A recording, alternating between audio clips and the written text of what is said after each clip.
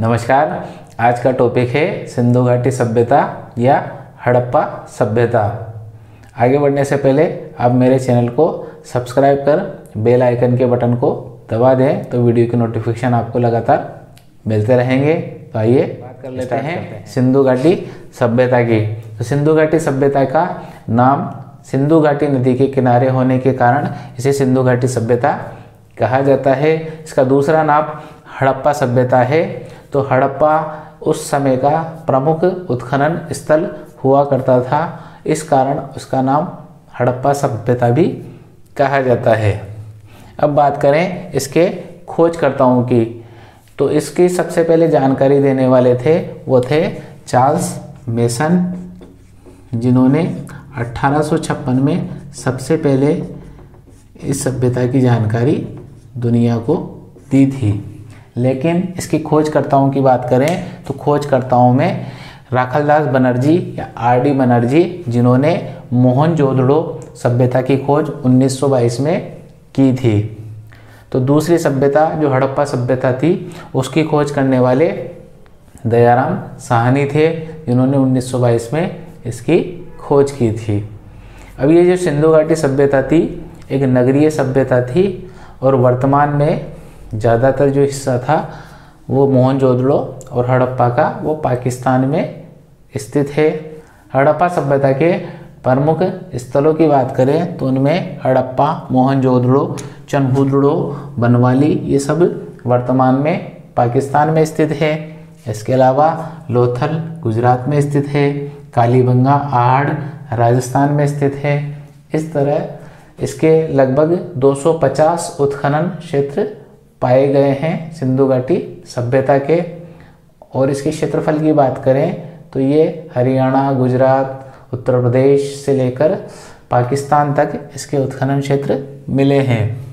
गुजरात में हड़प्पा सभ्यता के सर्वाधिक पुरातात्विक स्थल मिले हैं, जिनमें सुरकोटड़ा, रंगपुर, भगवतराव, धोलावीरा तथा रोजड़ी प्रमुख नाम हैं। धोलावीरा की बात करें तो धोलावीरा में कुएं में सीढ़ियाँ जाती हुई मिली है, जो पक्की सीढ़ियाँ मिली है और वो कुएं के अंदर प्रवेश करती है। कुएं में एक तरह से एक खिड़की भी बनी हुई है जहाँ पर धुएं के अवशेष मिले हैं। इसका मतलब वहाँ पर दिया जलाया जाता होगा और उनकी ये मान्यता थी कि यहाँ से सिंधु नदी प्रवाहित होती है नीचे और उसकी पूजा करने के लिए उन्होंने इस प्रकार की व्यवस्था कर रखी थी। हड़प्पीय स्थलों की बात करें तो हड़प्पा के स्थलों में सबसे बड़ा राखी गढ़ी है, जो हरियाणा में स्थित है। राखी गढ़ी से पूर्व मोहनजोदड़ो को सबसे बड़ा उत्खनन क्षेत्र माना जाता था, लेकिन 90 के दशक में राखी गढ़ी का जब उत्खनन हुआ तो ये सबसे बड़ा उत्खनन क्षेत्र हो गया। प्रमुख देवताओं की बात करें तो प्रमुख देवताओं में यहाँ पर मातृ देवी की मूर्ति सर्वाधिक मात्रा में मिली है।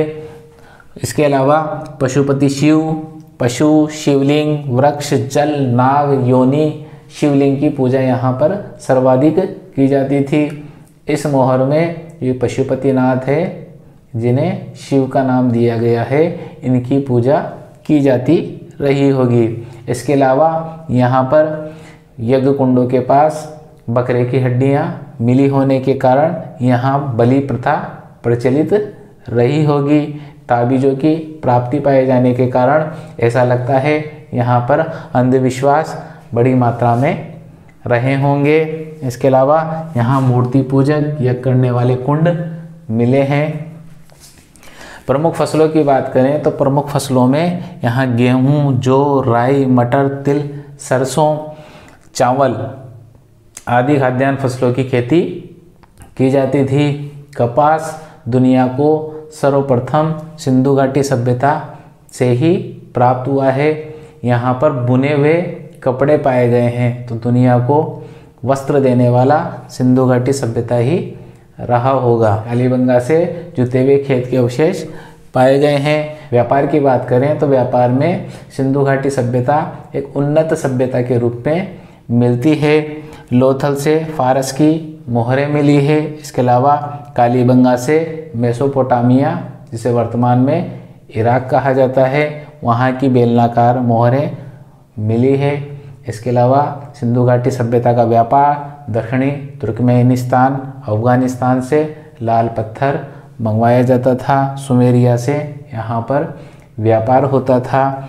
मोहरें सेल खड़ी की बनी हुई है। सिंधु घाटी सभ्यता की जितनी भी मोहरें हैं अधिकतर सेल खड़ी की बनी हुई है। मोहरों पर पशुपतिनाथ शिव की जिसको मूर्ति है वो बनी चित्रित है। मोहरों पर पशु पक्षियों के चित्र बने हुए हैं और मोहनजोदड़ो से पशुपति शिव की मोहरें भी मिली है। लोथल से नाव के चित्र वाली मोहरें, कुछ पर स्वास्तिक और पीपल के पेड़ की आकृतियाँ चित्रित की गई है, जो हिंदू धर्म का एक अभिन्न अंग माना जा सकता है। तो जो प्रारंभिक स्रोत था वह हिंदू धर्म का सिंधु घाटी सभ्यता ही थी। धातु की बात करें तो धातुओं में सिंधु घाटी सभ्यता के लोग तांबा, कांसा, सोना, चांदी आदि से परिचित थे। ये लोहे से परिचित नहीं थे, लोहे का ज्ञान इनको नहीं था। नगर नियोजन की बात करें तो नगर नियोजन में ये जो सिंधु घाटी सभ्यता थी एक नगरीय सभ्यता थी। यहाँ के हड़प्पा में विशाल अन्नागार मिले हैं जहाँ पर अन्न के भंडारों को रखा जाता था। इसके अलावा मोहनजोदड़ो में वृहत स्नानागार मिले हैं जिसकी लंबाई 29 फुट, चौड़ाई 23 फुट और गहराई 8 फुट थी। ये विशाल स्नानागार किसी सामाजिक समारोह के लिए तैयार किया गया था, तो सभी सामूहिक रूप से वहाँ पर स्नान किया करते होंगे। और जो सड़कें थी वो समकोण पर बनी हुई थी और उनकी चौड़ाई लगभग 33 फुट हुआ करती थी। जो भवन बने हुए हैं वो आग से पकाई गई ईंटों के बने हुए हैं जिन्हें जिप्सम की सहायता से जोड़ा गया था और बिटुमन का उन पर प्लास्टर लगाया गया था। तो जो भवन थे वो उच्च क्वालिटी के और उत्कृष्ट थे। तो ये माना जा सकता है कि सिंधु घाटी सभ्यता एक नगरीय सभ्यता थी और जो इनकी नालियाँ थी वो भी ढकी हुई प्राप्त हुई है। शिल्प और तकनीकी की बात करें तो शिल्प और तकनीकी में ये लोग कांसा बनाना जानते थे, इसलिए सभ्यता को कांस्य युगीन सभ्यता भी कहा जाती थी। ये टीन और तांबे की सहायता से कांसे का निर्माण करते थे और काफ़ी सारी मूर्तियाँ कांसे की मिली है। कंपटीशन की दृष्टि से बात करें तो कंपटीशन की दृष्टि से मोस्टली जो उत्खनन क्षेत्र पर पाए जाने वाली वस्तुएं हैं या चीज़ें हैं वो उनके आधार पर प्रश्न को पूछा जाता है, तो उनके आधार पर हमने इसको विभक्त करके इसको तैयार किया है। बात करें पहले उत्खनन स्थल की तो पहला उत्खनन स्थल है हड़प्पा। हड़प्पा की खोज दयाराम साहनी द्वारा 1922 में की गई थी और वर्तमान में पाकिस्तान के पंजाब प्रांत के मोंटगोमरी ज़िले में स्थित है, जो रावी नदी के तट पर स्थित है। यहाँ से पाए जाने वाले उत्खनन वस्तुओं की बात करें तो यहाँ पर बलुआ पत्थर की मूर्तियाँ प्राप्त हुई है। इसके अलावा अन्नागार और पत्थर की बैलगाड़ी भी यहाँ से मिली है। दूसरे उत्खनन स्थल की बात करें तो दूसरा उत्खनन स्थल है मोहनजोदड़ो। मोहनजोदड़ो का शाब्दिक अर्थ मृतकों का टीला होता है और इसकी खोज करने वाले थे R.D. बनर्जी, जिन्होंने 1922 में इसकी खोज की थी। ये वर्तमान में पाकिस्तान में स्थित है और पाकिस्तान के लड़काना ज़िले में सिंधु नदी के तट पर स्थित है। यहाँ से पाई जाने वाली वस्तुओं में कांसे की नर्तकी की मूर्ति प्रमुख है। इसके अलावा पशुपति महादेव की मोहर, दाढ़ी वाले व्यक्ति के पत्थर की मूर्ति जैसे कि चित्र में आप देख सकते हैं। इसके अलावा बुने हुए कपड़े भी यहाँ पर मिले हैं। अगले उत्खनन स्थल की बात करें तो अगला उत्खनन स्थल है कालीबंगा। इसकी खोज करने वाले थे A.K. घोष, जिन्होंने 1953 में इसकी खोज की थी और ये राजस्थान के हनुमानगढ़ ज़िले में घग्गर नदी के किनारे पर स्थित है। यहाँ पर अग्नि की वेदिकाएं, ऊँट की हड्डियाँ, लकड़ी का हल, चूड़ियाँ और कालीबंगा में जुते हुए खेत के अवशेष मिले हैं। अगले उत्खनन स्थल की बात करें तो अगला उत्खनन स्थल है लोथल और इसकी खोज करने वाले थे आर राव, जिन्होंने 1953 में इसकी खोज की और ये गुजरात के केम्बे की खाड़ी के निकट भोगवा नदी के किनारे पर स्थित है। यहाँ पर पाए जाने वाली वस्तुओं की बात करें तो यहाँ पर मानव निर्मित बंदरगाह मिले हैं। इसके अलावा गोदीवाड़ा, चावल की भूसी, अग्नि वेदिकाएं और शतरंज के खेल के जो अवशेष हैं वो लोथल से मिले हैं। और लोथल से ये भी सिद्ध होता है कि सिंधु घाटी सभ्यता का जो व्यापार था वो पानी के जहाज़ों के माध्यम से होता था और उत्कृष्ट रूप से होता था।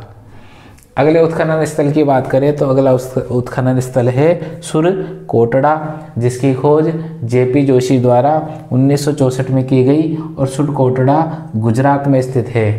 जैसे कि अब तक की मान्यता ये थी कि ये जो लोग थे ये घोड़ा जो पशु है उससे अनजान थे और घोड़ा आर्यों के द्वारा लाया गया था, ऐसी मान्यता अंग्रेज़ों द्वारा क्रिएट की गई थी। लेकिन यहाँ पर जब घोड़े की हड्डियाँ प्राप्त हुई तो जो पूर्व मान्यता थी वो सब ध्वस्त हो गई। इसके अलावा यहाँ पर मनके भी मिले हैं। अगले उत्खनन स्थल की बात करें तो अगला उत्खनन स्थल है बनावली और इसकी खोज करता थे आर.एस. बिष्ट, जिन्होंने 1974 में इसकी खोज की थी और ये हरियाणा के हिसार ज़िले में स्थित है। यहाँ से मनके, जो हड़प्पा व हड़प्पा से पूर्व की संस्कृतियों के साक्ष्य प्राप्त हुए हैं। सिंधु घाटी सभ्यता थी, उनके लोगों को 5 भागों में विभाजित किया गया था। पहला था विद्वान, दूसरा था क्षत्रिय या योद्धा, तीसरे थे व्यापारी, चौथे थे शिल्पकार और 5वें थे श्रमिक। इस तरह 5 वर्गों में सिंधु घाटी सभ्यता के लोगों को विभाजित किया गया था। यहाँ के जो पुरुष थे वो लंबे बाल रखते थे, दाढ़ी रखते थे, महिलाएं जूड़ा बनाती थी। भोजन में शाकाहारी और मांसाहारी दोनों प्रकार का भोजन प्रचलित था। मनोरंजन के लिए विभिन्न प्रकार के खेलों को खेला जाता था और परिवार था वो मातृसत्तात्मक और संयुक्त परिवार हुआ करता था। मातृसत्तात्मक इसलिए माना जाता है कि यहाँ पर मातृ देवी की या जो स्त्री थी उससे संबंधित जो मूर्तियाँ हैं वो काफ़ी मिली है। इसके अलावा मोहरों पर भी उनकी आकृतियाँ उकेरी गई है। अगर आपको मेरा वीडियो पसंद आया हो तो कमेंट बॉक्स में कमेंट अवश्य करें।